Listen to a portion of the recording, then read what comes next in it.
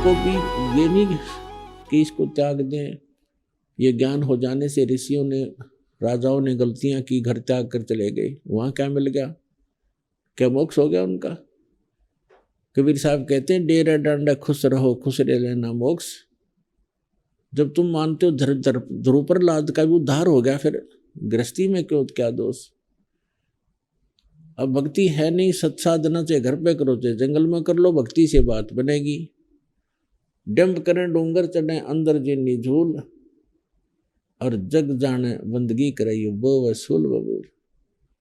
घर त्याग कर चला गया जंगल में, ऊपर वो ऊंचे से स्थान पर धुआं लगाकर बैठते हैं पाखंडी ढोंगी कि ताकि दूर तो दिखूं, मैं अब बैठ कर साधना कर रहा हूं, दुनिया मेरे पास आवर चक्कर लगाओ और दान चढ़ाओ।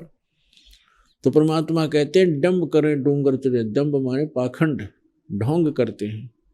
डूंगर माने ऊंचे स्थान पर बैठ जाते हैं।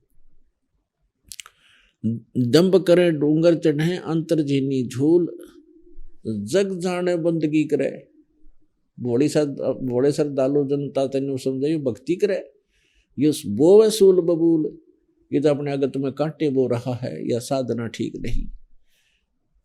एक बार एक भक्त कह रहा था कि मैं हरिद्वार से आगे ऋषिकेश में चला गया, और वहां पर कुछ व्यक्ति बैठे हुए थे जंगल के बाहर, और चर्चा चल रही थी कि यहाँ इस जंगल में एक बड़ा महापुरुष रहता है, तन पर कपड़े भी नहीं रखता है, एक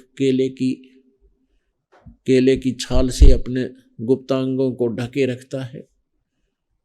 वो कभी किसी को दर्शन नहीं देता, और जिसको उसके दर्शन हो जाते हैं उसका बेड़ा पार हो जाता है। तो सुबह तांता लग जाता है, 10, 20, 50 लोग वहाँ बैठ जाते हैं दर्शनार्थ, कि कहीं इधर उधर आता रहता है। तो बता रहा था कि मैं भी वहाँ गया, पर एक उस दिन हम उसका मुख नहीं देख सके। आ रहा था, एकदम हमें देखते ही मुंह फेरकर जंगल की तरफ भाग गया, और दर्शन हो जाते तो बेड़ा पार हो जाता। अब पता चला हमारे को परमात्मा कहते हैं कि केले की कोपीन है। कोपीन माने केले की छाल से अपना ढका हुआ है, उसने लंगोट बना रखा है। केले की कोपीन है फूल पान, पान माने पत्ते, फूल पान फल खाही, और नरक का मुख नहीं देखते, जो बस्ती निकट नहीं जाई। वो जंगल के रोज हैं, वो जंगल के रोज हैं, नील गाय हैं जो मनुष्यों बिद के जाई, और निस्तिन फिरो उजाड़ में न्यू परमात्मा पावन आए। आप तो समझते हो कि ऐसा महापुरुष फूल पत्ते खाकर गुजारा कर रहा है, आदमी का मुख भी नहीं देखता, बस बस्ती में मांगने भी नहीं आता, और केले की कोपीन बना रखी है। तो उसके विषय में सूक्ष्म वेद में परमात्मा ने स्वयं बताया है कि केले की कोपीन है जो फूल पान फल खाही, और नरक का मुख नहीं देखते, जो बस्ती निकट ना जाए। वो तो जंगल के रोज है, नील गाय हैं, आदमी देख कर भाग लें, मानुष है वह। फिर उनसे क्या आशा करते हो जो तुम ते बेदक के भागे हुए इंसान से? संतों के पास जावे, ज्ञान सुनावे, विधि बतावे, बुराई से छूटने की विधि बतावे, पल पल में उनकी साधना को सुरक्षित रखने का उपदेश देवे, वो होते हैं संत। कहते वो जंगल के रोज हैं जो मनुष्यों बिद के जाही, और निस्दिन फिरो उजाड़ में, दिन रात धक्के खाओ उस उजाड़ जंगल में, जो भगवान पावन आए। भगवान पाने के लिए कहा कि डेरे डंड खुश रहो खुश रे लेना मोक्ष, और ध्रुव प्रहलाद भी पार हो गए। फिर ध्रुव प्रहलाद का उद्धार मानते हो आप, जितना भी उनका हुआ, तो फिर तुम घर छोड़ के क्यों भागते हो? वहां किस क्या खोजा तुमने? तो ये यह परंपरा किसने लाई जो तुम जंगल में धक्के खाने वालों को एक तो बता दो जो पार हुआ हो? तो इस प्रकार हमारे को लोक वेद ज्यादा सुनाया गया, और हम कथाओं से प्रभावित भी प्रेरित भी होकर के भाग जाते थे। परमात्मा मिलेगा भक्ति सत्साधना से, चाहे उसको कहीं कर लीजिए, और कैसी वेशभूषा में कर लीजिए। तो वो साधना इस दास के पास उपलब्ध है, उसका लाभ उठाना चाहिए। आप सभी पूरे विश्व के लिए रास्ता खोला है भगवान ने। अब कब जागेगा ये मानव?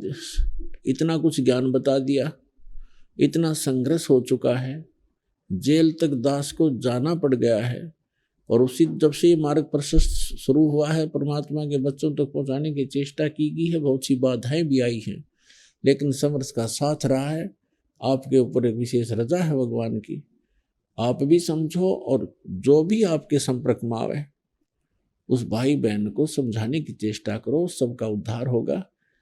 और बाद में देखना वो व्यक्ति भी नहीं भूला जाएगा उस आपसे जिसने आपको या कोई पुस्तक दी हो या कोई सीडी दी हो या वैसे चर्चा करके आपका मन इधर डाइवर्ट किया हो, वो व्यक्ति भी याद रहेगा कि वो कौन सा सुथरा दिन, अच्छा दिन प्राप्त हुआ था कि उस भक्त ने, उस बहन ने या भाई ने मुझे रास्ता दिखाया था। शुरू में भले ही आपने कड़वा लगा होगा, लेकिन आज पता चलेगा कि कैसा अनमोल काम हुआ।